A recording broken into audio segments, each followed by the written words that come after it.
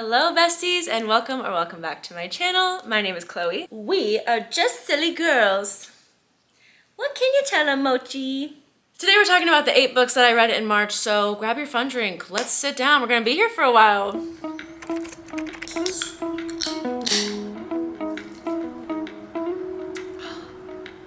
I've been waiting for this video to crack this open. After almost slumping in February, I'm so shocked I read 8 books this month.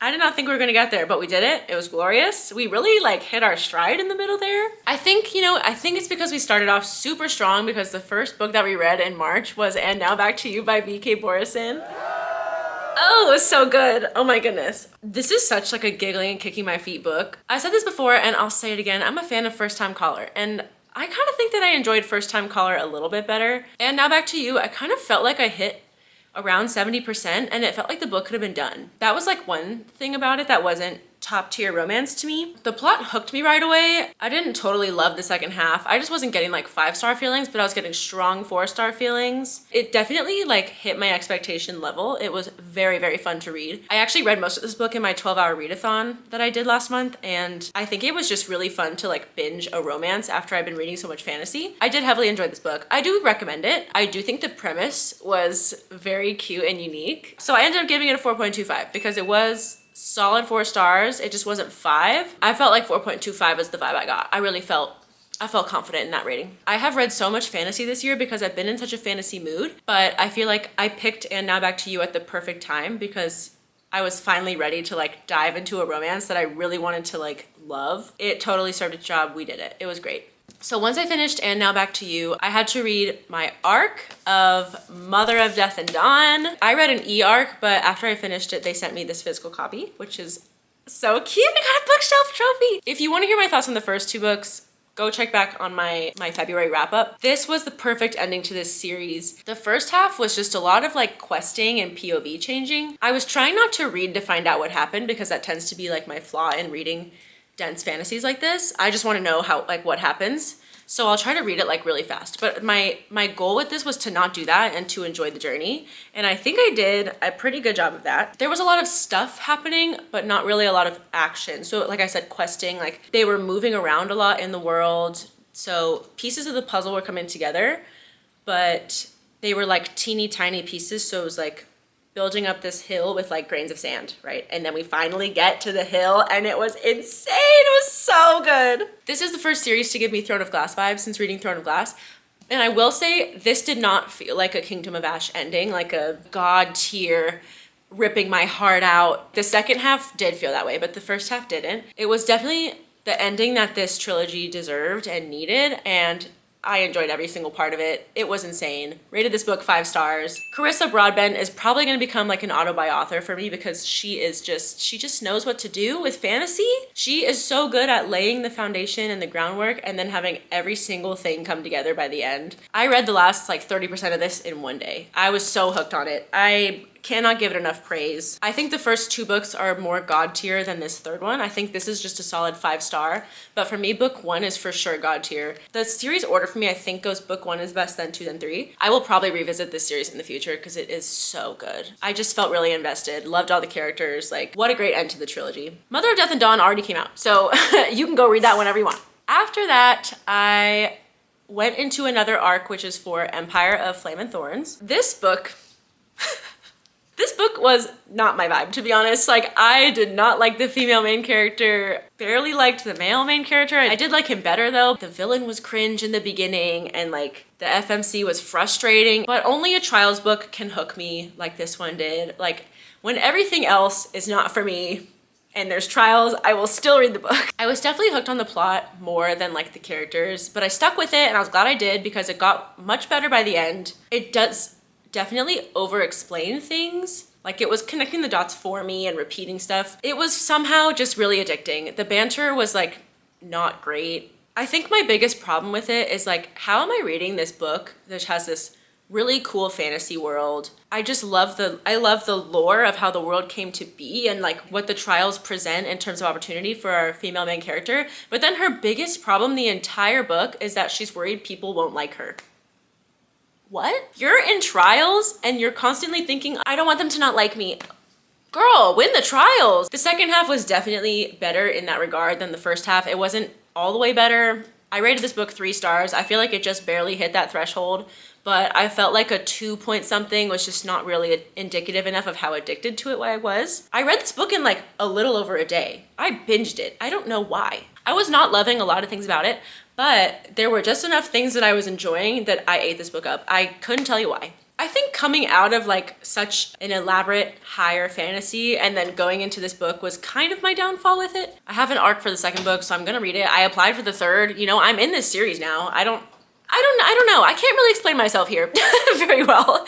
It was not a bad book. I think that's why I gave it 3 stars, is because I felt like it was just pretty average. I just didn't feel like it was anything beyond that, but it also wasn't below that. So that's kind of where I fell with the 3-star rating. I'm gonna keep on reading the series. Do with that what you will. Sorry, I'm not explaining this very well. So once I finished Empire of Flame and Thorns, I was pretty ahead on my arc calendar. So I took a break and I said, we're gonna get back to tackling my TBR because I was feeling a little stressed out. We did not touch this challenge in February and I needed to catch up. So I ended up picking up Maybe in Another Life by Taylor Jenkins Reid, and I was so glad I did. I read this book in 1 day. This was such a cool concept and my jaw was dropping all over the place. Like, this is about a split timeline butterfly effect. So in the very beginning, the character makes a decision and then it becomes 2 different storylines. It was so addicting and cool. Like, because basically each timeline is half the book, and this is a pretty short book, the timelines were moving. Like, there was constant stuff happening. It's like reading a book and you're like, oh, there's no way that'll happen. And then it would happen.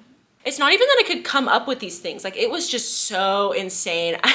It was like everything that could have happened, happened. I ended up giving it 4 stars. I really enjoyed getting to each of the 2 endings that happen. I wouldn't even say I was disappointed with either ending. Reading the journey and getting to both endings felt very natural and good. They're very different endings, so. Plus, I've always loved the whole butterfly effect theory, and that there's like multiple dimensions where like, there's a dimension where I never made YouTube videos and that girl is doing something completely different out here. So I just always thought that was a cool concept. This is basically that in a book, and it's really fun to read. So definitely think you should check this out if you're a Taylor Jenkins Reid fan. Old Taylor Jenkins Reid does hold up with new Taylor Jenkins Reid, I will say that. Okay, so after that, I kept on this train of tackling my TBR and Taylor Jenkins Reid because I had one more book by her and it was After I Do. This one, I will say I liked it a tiny bit less than Maybe Another Life. And that is because this book is sad. This is a saddie. This is a book about a couple who is married for like 6 years and then they decide to separate for a year because they are just in a bad place and they're not sure if they want to stay together. So they take a year apart. And you're following Lauren and her perspective the entire time. And it is so introspective and reflective and sad. I did enjoy it.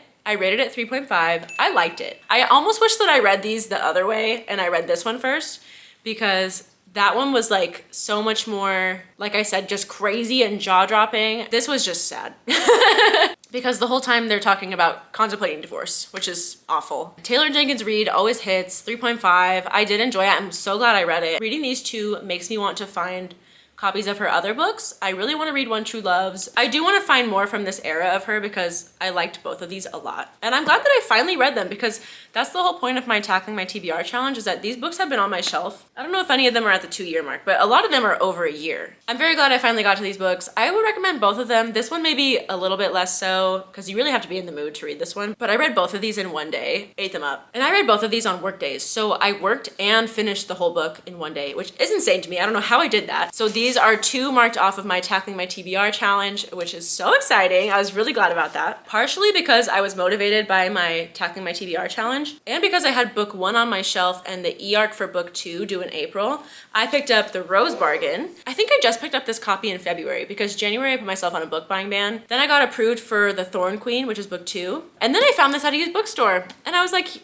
what are the odds I'm buying it? This was a really fun book to read. And then I got to check a 3rd book off of my tackling my TBR challenge, which was really exciting. 2 birds. Oh my God. I've been holding the book upside down the whole time. Why didn't you guys tell me I was holding the book upside down?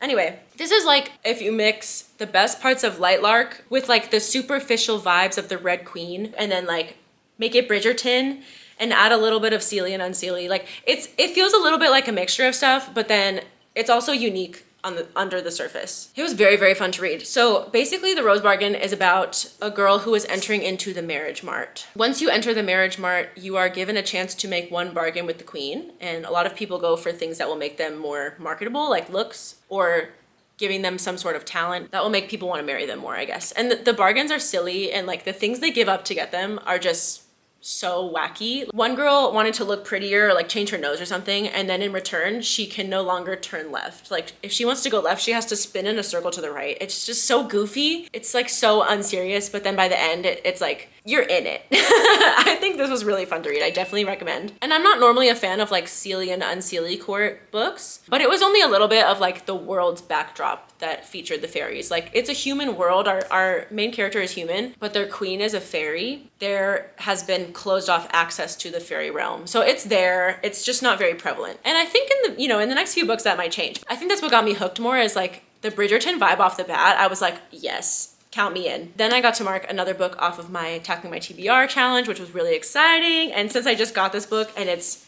absolutely gorgeous, like look at these front pages. Ugh, I was so excited to read this book. And again, I'm reading book 2 because I have the e-arc for it, which is due in the middle of April. After that, I decided to listen to Caraval because I don't know why. I just kind of felt like it. And I have Once Upon a Broken Heart on this shelf somewhere, and I wanted to try reading Caraval first before I read Once Upon a Broken Heart. It was okay, it was good. The concept is really cool, and once the plot kind of started moving and going, I definitely enjoyed it more. I'm glad that I listened to it because it was like kind of silly and fun. I wasn't obsessed with it right away, but it was definitely like giving me some 3-star vibes, so I was like, you know what, we'll stick with it. Also, I'm glad that I listened to it because it made it feel a little bit less like I was committing to it. And I'm pretty sure book 2 is like more of an interconnected in the sense that like the story is continuing, but our main character is changing to somebody else. So that's kind of exciting. It makes me want to read it even more.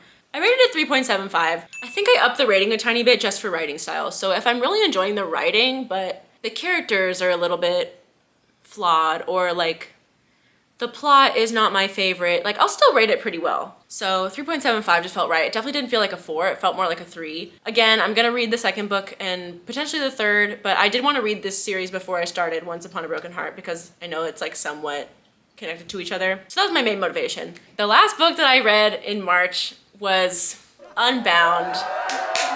We did it. After 2 months, we read it. I did have this on my February TBR and I did not get to it. I'm honestly glad that I waited because I dedicated the last 2 days of March to just reading this book, like binge reading the crap out of it. And I did it. We finished it in March. We did it. Unbound was so good. Definitely a very intense book, covers very heavy topics. Please read the trigger warnings before you read this book. I want every reader to protect their peace. I do not want a book to be stressful for you to read. But as somebody who felt comfortable reading this book after reading the trigger warnings, it was so, so good. Peyton Corinne, all of her characters in this series, each character is going through it somehow. Like she just covers such a broad range of like mental health things or like childhood trauma or something like that.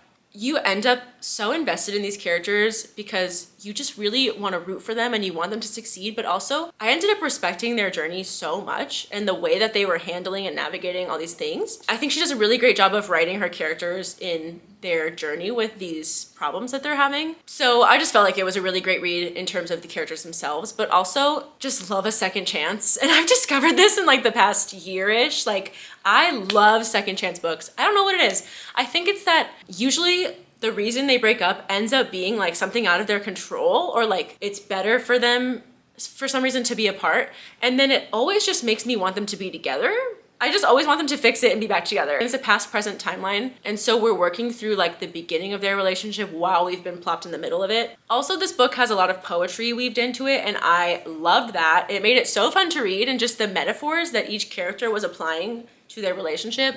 Ugh, my heart. I ended up rating this 4 stars. I will say, I thought it was gonna be a little bit higher, but then the ending just started to feel a little bit far-fetched. It ended up making sense, but it just was like, what are the odds that that would be the case, you know? And so it kind of felt a little bit convenient to end it that way, which is the only reason why it wasn't a higher rating. But I really, really enjoyed this book. I think I'm gonna read this whole series again in the future. They also announced book 4 already, and I'm even more excited to read it now that I read book 3. Unbound comes out April 10th, so you can be reading it very soon. I highly recommend. I do think that you should start from book 1 though, because they're interconnected, but they create this found family and just the characters show up again. And I just really think it hits so hard if you read it in order, so. Okay, and that concludes every book that I read in March. Here are all the books that we read. we got through everything on the TBR finally. Thank you, Unbound, for waiting your turn right at the end of March. Really ended the month strong by finishing Unbound. We almost didn't get to it again. Plus, we crossed 3 books off of our Tackling My TBR list, and we crossed 2 books off of our 26 for 2026. We are killing it in the month of March. Let's continue. We are going to talk about the arcs I need to read, and then we are going to pick from our brand new TBR jar that I made. I've been wanting to do a TBR jar for so long, and I finally have time to do it. So first we're going to talk about the arcs we have to read for April, and then we're going to pick some books with the TBR jar. God, it's crazy how good I am at yapping. I just do not shut up. That is just wild. You'd think I'd get a little bit tired or something, but we're going strong. So in the month of March, I started an arc, but it is so long and dense that I did not finish it. In the last 2 weeks of the month, I've been reading it for over 2 weeks now, and that is City of Gods and Monsters. This book comes out April 21st, so I started it nice and early, knowing it was gonna take me a long time, but also because I was just in the mood to start it. Obviously, I'll give my whole opinion when I'm done with the book, but I guess to start off, like, I was not gripped by like the first 30%. At this point, I'm closer to 70%, so I am actually liking the characters a lot more at this point, and I'm really hooked on the plot. It's just such a long book that even though I'm reading it a lot, I just cannot finish it. So it's gonna take me a little bit of March to actually finish the last 30%. When I started this book though, it said it was gonna take me over 14 hours to read, and I did not think it would take me this long, but it's taken me a long time. So again, we'll go over our full thoughts in the next wrap-up video when I'm done with it, but the first book we are reading is we're gonna finish City of Gods and Monsters. And again, that book comes out April 21st. This is also a re-release, so you can read it already. The next arc I have to read is The Thorn Queen, which we just talked about. It is book 2 of The Rose Bargain. The Thorn Queen comes out April 14th. I do feel like I'm gonna fly through this book because I've actually been waiting to read it. Like I said, I've had too many arcs. I got a little bit excited in the past couple months, okay? I did not think that I would get approved for all of these arcs. I'm really excited to get to the second installment of The Rose Bargain. So that's the next arc we have on the list. And then lastly, I have another really exciting arc to read, which is Lessons in Falling. This is part of an interconnected series that I have been obsessed with. This is a release that is a translation. So all the books have been coming out really quickly, luckily for me. I arc read the first 2 so far, and this is book 3. This is an interconnected college sports romance. They play soccer. I'm not sure about book 3, but the first 2 are people on the same soccer team. If you have been to this channel before, you know I do not shut up about these books. Lessons in Faking was incredible. Lessons in Falling is book 3. I'm so excited to get to this book. Lessons in Falling comes out May 5th, so I am gonna read it in the month of April. So since I have only 30% of City of Gods and Monsters left, and then The Thorn Queen and Lessons in Falling, I'm very confident that I will get through these all fairly quickly. So I'm thinking that we're gonna pick 3 or 4 books depending on how big they are from the TBR jar. So I finally made this jar this month. I have been waiting to do this. I love watching these videos. It seems so fun, but also because I want to read every single one of these books, but I can't pick one. So I just need a way to narrow down the choice. So I'm really excited to use this TBR jar. We are going to pick from some prompts that have to do with picking a physical book or picking a book off my Kindle or one that I have on hold at the library. Prompt number 1.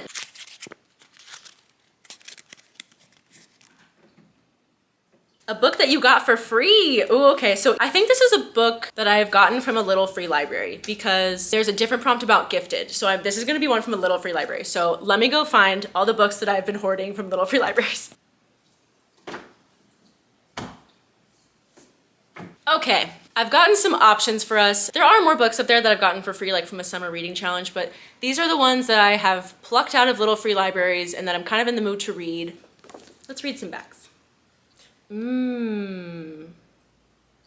This sounds really good. This is like an author whose books are being turned into a TV adaptation and then a screenwriter. This is a really high contender, How to End a Love Story. Okay, really feeling that. Okay, the only reason I don't want to pick this book is because it's a little bit thick. Ooh, this one sounds good too, but yeah, I just think it's a little bit, this is 500 plus pages. I think we're gonna set this one aside for now. Oh, this is a past and present. And it's set in San Francisco. Oh, that's a high contender. This is gonna be such a hard decision. How am I supposed to pick between all these books? Billionaire romance.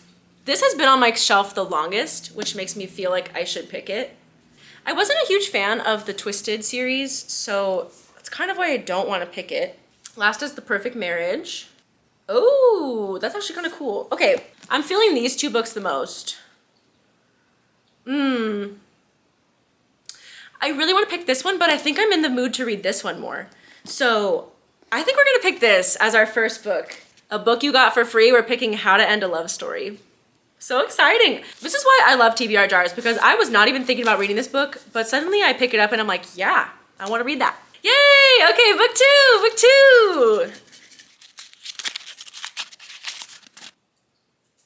A book on your 26 for 2026 list, yay! Okay, let's see, what's on my list? Ooh, Guild. Oh, Guild's on my list.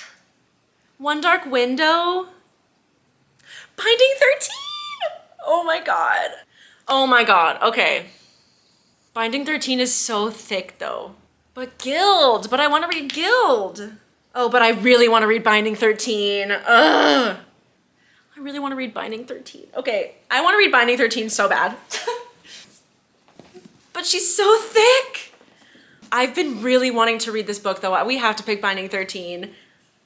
I'm so excited. Okay, this is so exciting. I've been wanting to read this so bad, but the amount of pages has been making me pause because I've had, again, so many arcs to read, but I really want to start this series. I'm gonna do it. A book on your 26 for 2026 list. We are reading Binding 13. That's so exciting. I cannot believe I just committed to doing that. Okay, let's pick one more because Binding 13 is pretty long. We'll see how thick the third book is and if we're gonna read a fourth.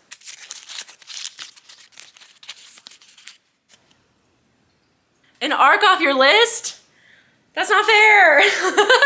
Oh, wait. The options I have are The Shippers, Henry and Kate, which is a physical arc I have, or Throne of Ice and Blood. So I'm thinking we're gonna pick Throne of Ice and Blood because we have 2 romance and I wanna pick a fantasy. Our book 3 is an arc off your list. That's gonna be Throne of Ice and Blood. I'm confident I can finish Throne of Ice and Blood very quickly. So I'm gonna pick one more prompt, which might be a little bit overzealous of me, but this is just a goal, okay? If we don't read the 4th book, it's fine. If we don't get through them all, who cares? Me, a perfectionist, saying that, it's fine. If we don't get through it all, it's fine.